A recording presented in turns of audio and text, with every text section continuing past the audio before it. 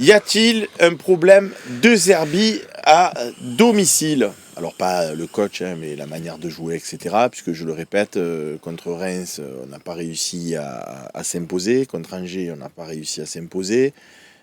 Tu gagnes que contre Nice, donc ça fait un match sur 4. Exploser. Et on a gagné contre Nice, alors j'allais te dire de fort belle manière. Au niveau du tableau d'affichage, 2-0, rien à dire. Après, dans la physionomie du match, bon. Mais c'était au début, il fallait que ça s'installe, etc.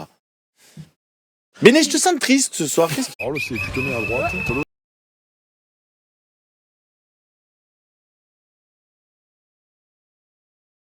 Non, je suis pas triste, je suis penseur. Je suis penseur. Non, oula, je suis penseur. Laisse-moi. C'est attends, différent. je pense qu'il y a quelque chose, il faut quand même le souligner, Seb, parce qu'il nous a gâché ce petit instant mémorial et présentation en arrivant en retard, l'autre.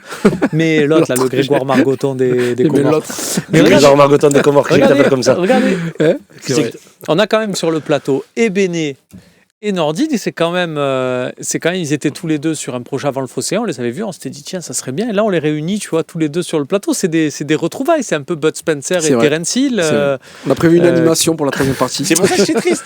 Non, au contraire, je suis ému de le voir. C'est Martin Lorenz, José Garcia et Antoine Decaune. C'est Omar et Fred, tu vois. Non, mais je te vois tout à l'heure, t'étais comme ça. Non, c'est pas tout. Je regarde en fait l'écran. Et si tu vas aller. Éteignez-moi les écrans. Je lance le débat. 2 Zerbi à domicile, un problème? Pour moi, non. Tout simplement pourquoi? Parce que j'ai l'impression de voir aussi l'OM de Sampaoli. Voilà, je regarde Seb dans les yeux. Voilà, Seb, regarde-le dans les yeux. Enfin, lui, il regarde ton écran, mais regarde-le quand même. On avait le même problème avec Sampaoli et Tudor. On était fort à l'extérieur et on n'était pas très fort à domicile. On perdait énormément de points à domicile. Donc, est-ce que c'est l'OM qui est pas bon à domicile? Mais l'année dernière, avec pas de coach, on a tout gagné à domicile. Il faut arrêter de s'inventer de vie. Avec pas de coach. L'année dernière, avec Marcelino, avec Gattuso, avec mon frérot, on a fait que des victoires ou quasi, on est invaincu quasiment à domicile. Et tu as fait quoi à l'extérieur? Rien du tout. Mais je m'en fous. Si Dégain, l'année dernière, a été capable de gagner à domicile, qu'on arrête avec la théorie de Seb, Tudor. Il veut 2 coachs. Il veut un coach à l'extérieur et un coach à domicile. Il faut une alternance switch. Non, j'ai l'impression que c'est le même problème qu'il y a eu avec Sampaoli et Tudor. C'est qu'en fait, le problème, je pense pas que ce soit 2 Zerbi et l'Olympique de Marseille. Je pense que c'est les équipes maintenant qui nous. Avant, ils craignaient de venir au Vélodrome, ça leur faisait peur. Là, maintenant, ils viennent, ils sont libérés. Ils savent qu'ils vont prendre 1 point ou 3 points. Alors qu'avant, ils avaient, entre guillemets, caca culotte.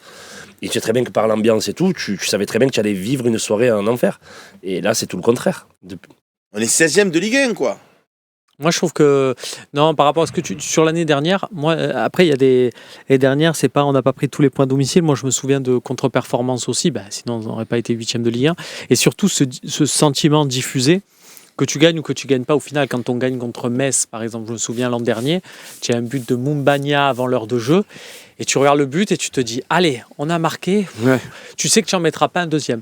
Et c'est ce que j'ai retrouvé contre Angers. Ou le nul miraculeux que tu fais au domicile face à Lille. C'est que quand Murillo, le but de Murillo est annulé contre Angers, il reste 25 minutes de jeu. Mais dans ma tête, je suis déjà là à me dire j'aurais bien aimé parce que ça va être compliqué. Alors que normalement, 25 minutes contre Angers à 10 contre 10, tu dois te dire c'est anecdotique, on va en remettre. On va même laisser Murillo marquer. Tiens, Normalement, ça doit être ça. Moi, je pense pas vraiment que le jeu de Zerbi soit un problème. Pour rentrer vraiment dans le vif du sujet, je pense pas que... Jusqu'à présent, Béné l'a dit de la merde, toi tu as parlé pour rien dire. Non, le mec fait 20 minutes d'émission, il dit alors maintenant on va rentrer dans le vif du sujet. On va répondre à la question. Voilà, maintenant on peut quand même répondre à la question. Alors les amis, c'est maintenant que vous mettez règles. Montez le son les gars. C'est bon, l'émission commence maintenant, tu sais. Regardez, je fais un clap comme ça, ceux qui regardent en replay... Quand tu feras le montage, on part de là. Vous démarrez, on part de là. Alors pour répondre à la question... Pour répondre à la question... C'est chiant, il est incroyable. Il est injouable. C'est le terme, il est injouable. Je pense pas que ça soit un problème et je pense qu'on a normalement la capacité à contourner des problèmes et on va le voir demain face à une équipe d'Auxerre. Pour moi, demain, je suis très serein. Alors après, tu vas pouvoir m'appeler après le match en me disant heureusement que tu étais serein. Je t'appellerai pas, je te trouverai dans le stade. Non mais pour moi, normalement, on a les capacités de proposer quelque chose au Vélodrome. Oui, mais ça depuis le début de la saison, moi je pense. Nordine, pourquoi on n'y arrive pas? J'entends ce qu'il dit Romain, je suis d'accord. Tu dis que c'est pas la manière de jouer de Zerbi, mais je pense que ça joue aussi dans ce début de saison. Il y a le match qui nous a tout tous déçus, c'est le match face à Angers où tu t'es entêté à jouer dans ces passes-là à l'intérieur du jeu, vraiment pour faire le décalage. Contre Nice, tu as parlé de la victoire qui était pas vraiment maîtrisée, mais c'est une victoire quand même, on va pas l'enlever. Pour moi, la meilleure performance que tu fais à domicile, au-delà du résultat, c'est face à Reims. Où vraiment, tu fais une grosse première mi-temps, tu domines, tu mets du rythme. Et en fait, je pense que je vais pas rentrer dans la pièce quand ça va pas, c'est mental.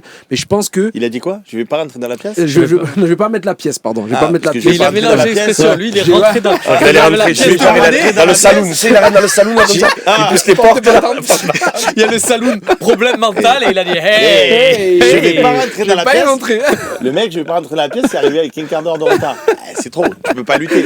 Je vrai. vais pas rentrer dans la pièce. C'est que là, je t'ai provoqué. Eh ben merci d'être passé alors si tu rentres pas dans la pièce. Ah non, c'est trop.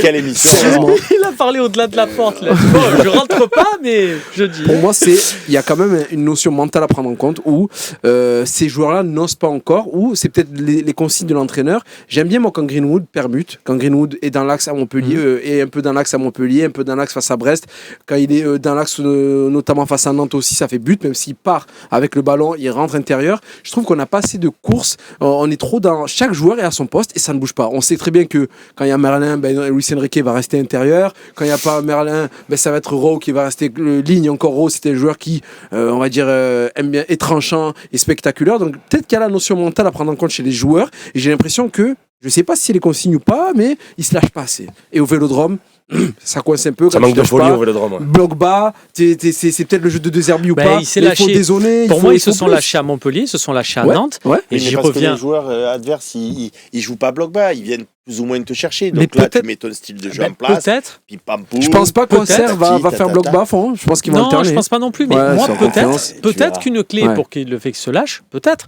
c'est que ces deux matchs, on a joué dans un 4-3-3, excusez-moi d'insister avec ça, avec un Jonathan Rowe sur le côté gauche. Moi, c'est des trucs qui m'intéressent. C'est-à-dire, c'est d'avoir une équipe avec des dispositions offensives. Quand tu joues avec Jonathan Rowe, tu envoies un signal, pour moi, à l'adversaire que tu n'envoies pas quand tu mets Luis Enrique. Je ne fais pas une fixette, mais voilà, pour moi, demain, j'aimerais bien qu'on joue comme on a joué contre Nantes et Auxerre. C'est-à-dire qu'on arrête on a un problème à domicile où justement on anticipe trop le fait de dire « Ah, alors on va être à domicile ». Joue 4-3-3, Jonathan Rowe à gauche, et on envoie comme Est-ce que- si est-ce c'était que- un est-ce Nantes. que- Il faut Est-ce plus que de la- joueurs de l'autre côté du ballon. C'est ça qui me gêne sur les matchs à domicile. C'est qu'ok, t'as joué des blocs bas, mais Il coupe la parole. C'est trop ce soir. j'aime bien. Mais non, mais bien sûr, je t'aime bien, mais laisse-moi poser ma Parce que tu question mets quand le col même. comme ça là, sorti du pull, c'est que là t'es. Ça te va bien. Ouais, ça te va bien. Oui, il a mis un petit... Elle est bien passée celle-là. Il a mis un petit... Oh, si vrai, votre ramage serait léger. Toi, tu m'as pris pour un corbeau. Bon, la question c'est est-ce que De Zerbi, et c'est une vraie question, Béné, est-ce que De Zerbi, il veut tellement tout maîtriser que du coup, il ne prend pas suffisamment de risques, comme tu l'as dit tout à l'heure, il n'y a pas suffisamment de folie.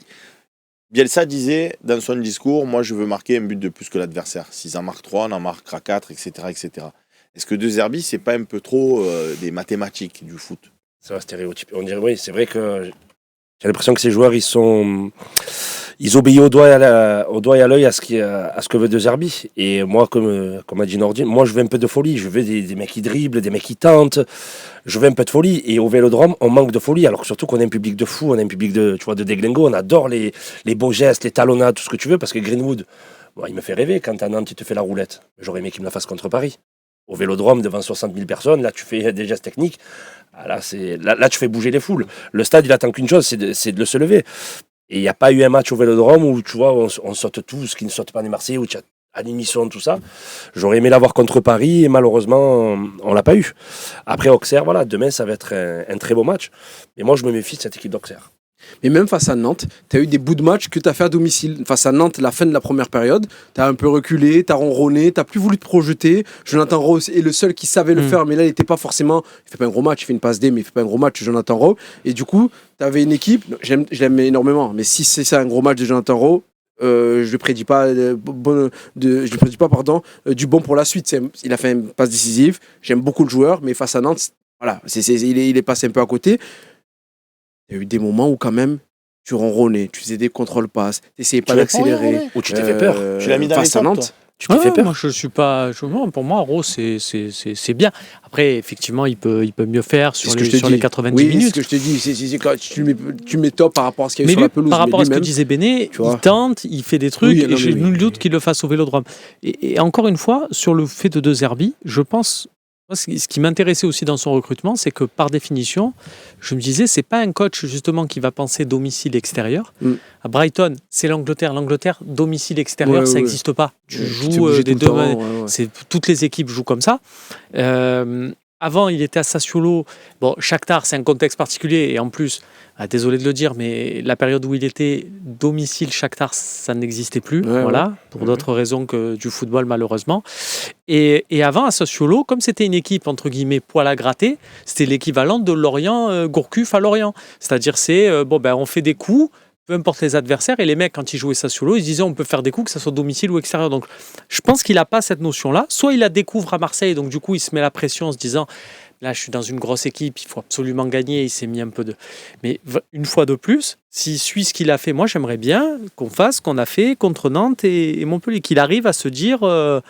On le fait au Vélodrome, ce qui change, pas de c'est les adversités pour le coup. Parce que depuis quelques matchs, tu as raison, si on sort Paris, on met Nantes et Montpellier, c'est mieux. Le 4-3 est plus dynamique, il y a un pressing plus haut, ça joue beaucoup mieux, c'est plus rapide entre les lignes, il y a même des transitions offensives. Mais ce qui change, du coup, c'est la manière de jouer de l'adversaire qui, au Vélodrome, joue plus bas. Là, on va le voir avec le 4-3. Moi, je le sens bien aussi demain. Demain, je sens un gros match de l'OM, je sens un carton, je sens un 3-0 net, clair et précis. Merci, au revoir. Boum. Voilà, je le sens parce qu'on tu le trouveras dans le stade lui aussi. Il a dit 3-0. Je sais pas Il n'y sera pas dans le stade. C'est pour ça que j'ai dit 3-0, je dis le score et tout. Je le sens bien, mais parce que cette équipe, quand elle va chercher, quand elle arrive à jouer haut, à prendre des risques, et la question que tu as posée à Béné, moi je suis 1000% d'accord avec toi. C'est un entraîneur qui est maniaque. Il est maniaque du contrôle, il veut tout contrôler, il veut contrôler les déplacements de ses joueurs. Moi je trouve que c'est plutôt bien. Un entraîneur qui aussi travaille des circuits de passe dans le dernier tiers, des joueurs qui disent toi tu vas là, toi tu vas là. Mais pour l'instant, force est de constater que il n'y a pas assez de mobilité, comme je te l'ai dit. Là, on peut faire à Nantes. À Nantes, ils ont un peu permuté. J'ai vu Rowe à droite, Greenwood à gauche. Mais j'aurais aimé que ça permette beaucoup plus que ce soit Wayou ou Mopé. Allez, va à gauche, toi va à droite. Rabiot, projette-toi. Ils sont intelligents, les mecs. Ils savent se projeter, ils savent compenser. J'aurais aimé qu'il y ait un peu plus de folie dans cette équipe. Et je pense que lui aussi, De Zerbi, doit à la fois contrôler tout ça, mais laisser une marge, on va dire, d'erreur ou une marge de manœuvre à son équipe pour qu'elle puisse justement permuter, rendre fou les adversaires et les mettre en danger comme tu as pu faire lors de la première période face à Reims. J'ai l'impression qu'ils sont bloqués, les joueurs. Des fois, tu as l'impression qu'ils sont bloqués. Tu as l'impression qu'ils lâchent pas les chevaux, tu vois. Tu as l'impression que. Mais ils les ont pas lâchés peut-être contre Paris parce que le niveau technique est tel et on y revient. Contre Angers, tu l'as dit toi-même, les 20 dernières minutes, on n'a pas vu une équipe qui met de la pression, qui met du pressing, qui essaie d'aller gagner. C'était Balerdi, je passe à Brassier, Balerdi, je passe à Brassier, Brassier, je passe à Balerdi. Et toi, tu es là, tu regardes dans les tribunes. C'est pour ça qu'il faut qu'on doque bien. Et tu es là, tu regardes dans les tribunes, tu te dis, en fait, ils attendent que les mecs d'Angers sortent alors qu'on est. Oui, tu te dis, vas-y, c'est pas grave. Force-toi, je comprends la stratégie de Zerbi d'aspirer les équipes pour mieux les contrer, mais déjà ça marche extraordinairement bien quand on est à l'extérieur, on le voit en termes de résultats. Mais à domicile, tu peux te faire 18 fois la passe, les mecs ils te regardent, ils te disent c'est sympa ce jeu, c'est cool. Et ils bougent pas une oreille.